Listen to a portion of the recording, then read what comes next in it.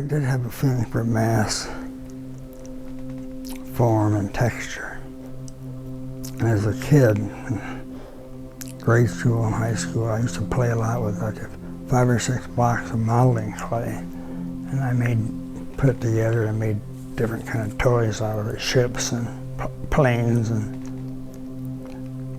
And my mother noticed something. She said, "We gotta watch out for her with these clay figures." And I remember I was in the Boy Scouts and took one thing I'd made, and the director was Roy. He liked it a lot. I was born in 1929, and back in the Depression in the 30s.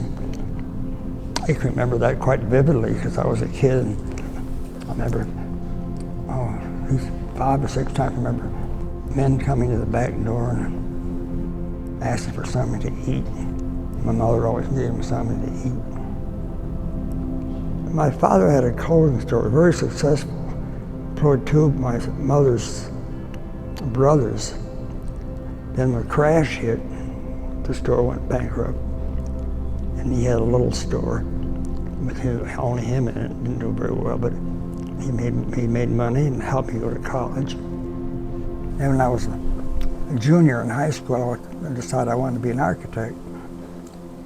I started at Syracuse University because it was close by, and I didn't know anything about schools. And I read a short article about Goff becoming chairman at OU, and so I transferred. Spent the best part of my life here studying with Goff and taught here for 6 years. And I liked the prairies. So I'm enjoying being back here very much. And of course, seeing my paintings up, I've never had an exhibition like this before. And that's fun. Thank you everybody for being here. As Aaron said, Uncle Herb is my great uncle. And families are funny and mysterious sometimes.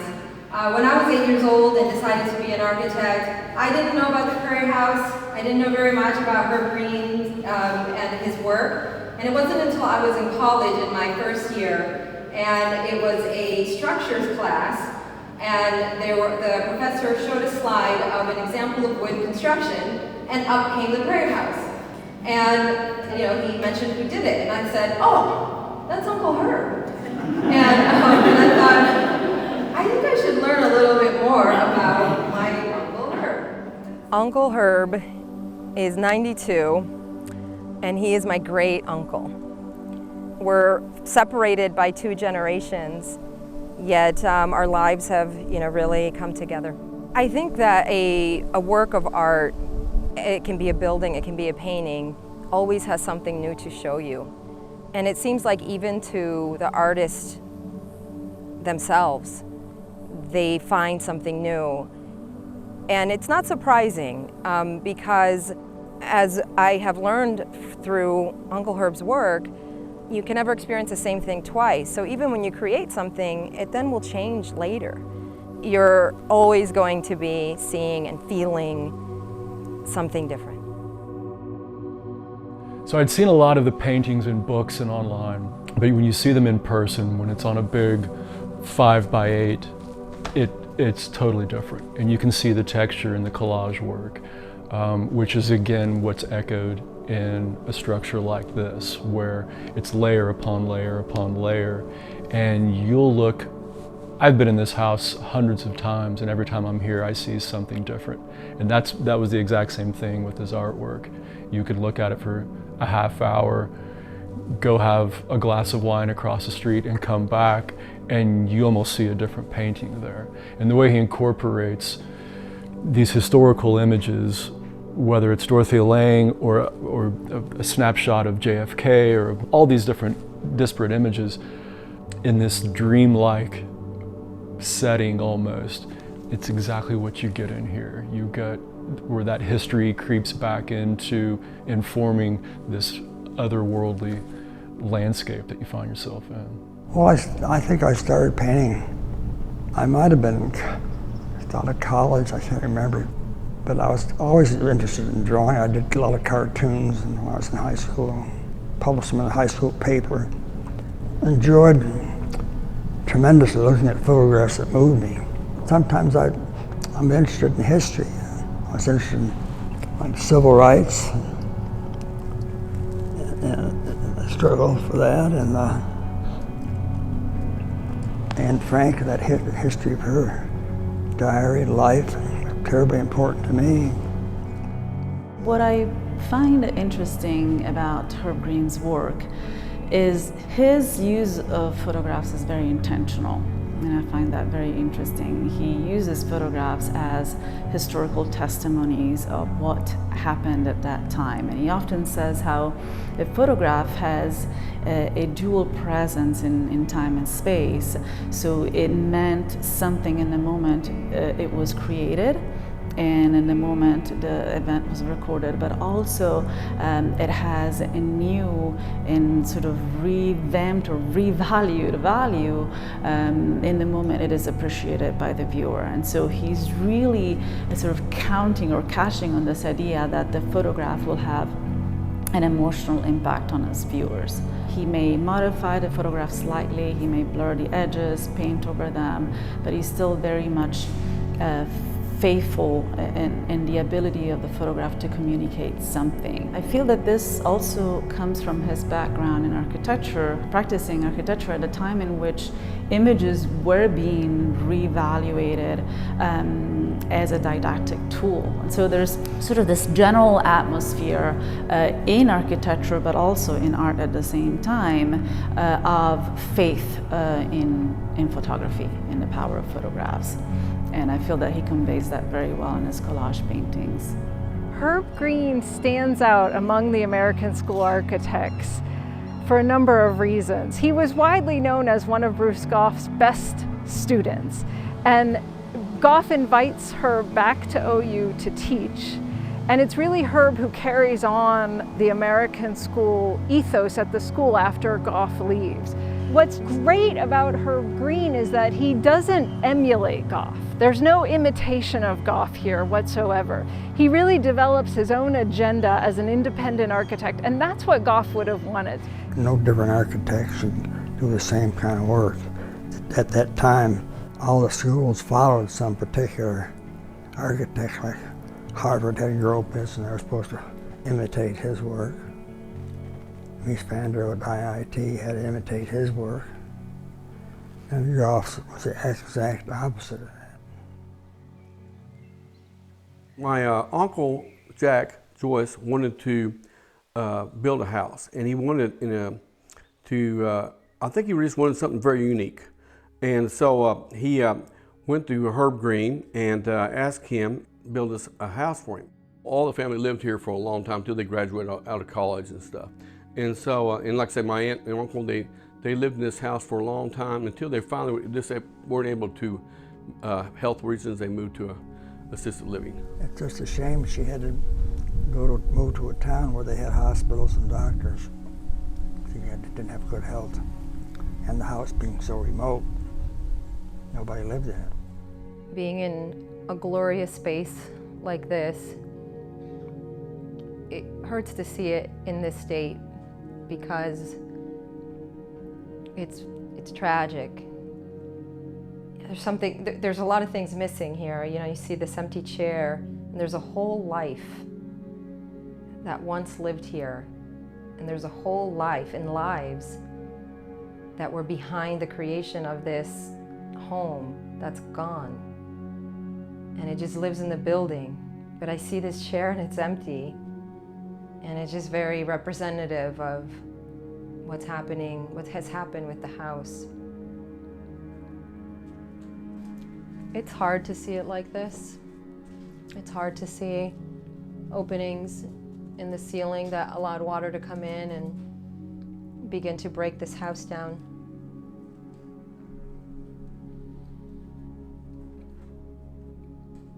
It's not something we want to see.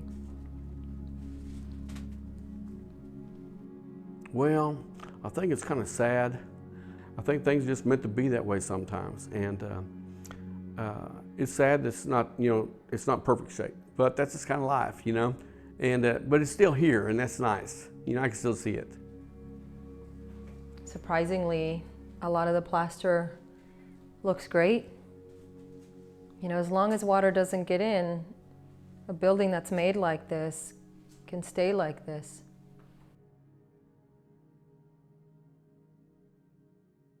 Yeah. Oh my God. Can I do this? Do you like it? I love it. God damn.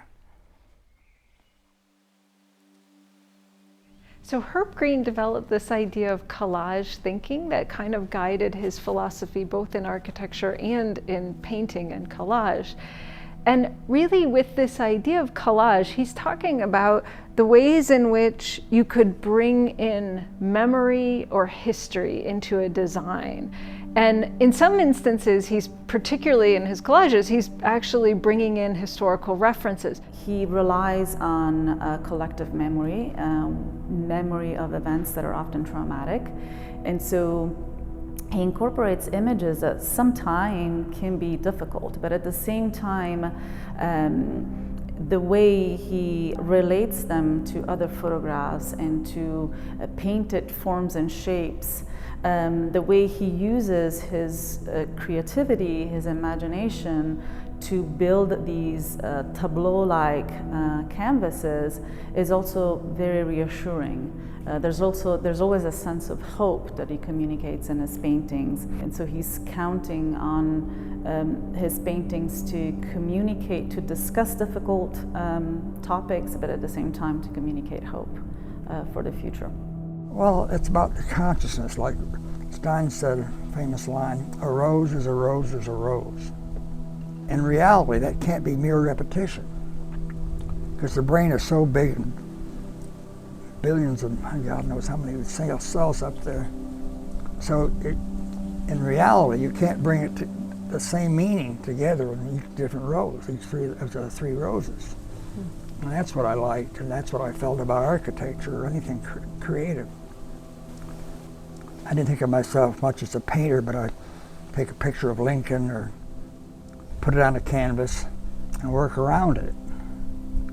Try to repeat characteristics of the photograph and add others, often adding blotches and stripes of red, which I associated with the human life, interior blood life. And at that time I hadn't read Alfred North Whitehead, who was my hero philosopher.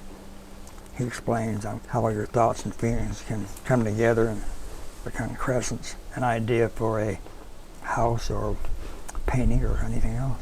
When we talk about living in the house, we say we live in a sculpture, because that is what it is. That's what it feels like. There's no other house like it. And I think that's what's so great about Herb as well, is that he is a true artist. I mean, the things he did in this house would never be done again. Like today, people would not take the thought, the care, the detail of every little thing. It's, you know, this delicate piece of art that's a house that have its cost to it, you know, that weighs on us sometimes, but it's amazing just to have the peace and the light coming in. The other thing is that this is like a refuge to us. Like, it's, you know, we are in the middle of the city. It is busy around where this is, but it's a complete refuge, and it's completely quiet when we come in here. And it's just beautiful, and it's like our own little space. You feel that when you're in the house, being one with nature, the way the roof line, it slants to the sky, and the sculptures in the back like are calling out to the clouds. So it really is like the house is calling out and the nature's coming in. I mean, you just sort of feel like you want to hear, you know, these trumpets and music going off when you're out here. Yeah, how it sweeps up and away. I love that. I wanted to let to soar up and lift out. And that was to have an element of aspiration in the thing where we lift out, up and away. When I was a little girl and decided I wanted to be an architect, if I had been given the opportunity to see the Prairie House, how that would have sort of broken all these boundaries about what architecture can be. I wish that I had had that, and I didn't get that. And so I have it now, and that's, you know, a gift that can't be put into words. But for anyone's imagination, you know, the Prairie House gives us that sort of endlessness of possibility. It's like Uncle Herb didn't even have any historical background on what the requirements were for a house. It's like he came from another planet and said, I don't know, a house can look like this. How about this? You know, the Prairie House exemplifies what is happening in our minds, the cognitive process of how we look at something and the conclusions that we make on what we feel about it. So it's a representation of that idea of how we make meaning in built form. People should know about Herb. They just should. He's one of the most genuinely kind souls you come across, and he wants to share it. And he wants to share not just this particular structure, but everything that he's done. And it seems like it came from a place of helping other people understand their world around them better, each other better, the communities from which they come better. I think that everybody that comes across him, that's what you get. You know there's a genius at work sitting right there next to you, but again, he's just so, there's such humility in everything he does. I never had a gallery show. I had one show, there were 3 or 4 paintings of it, but nothing like this. I never tried to promote my work.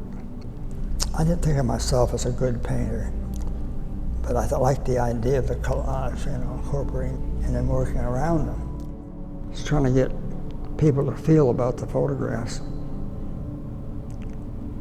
And I was trying to paint around them to help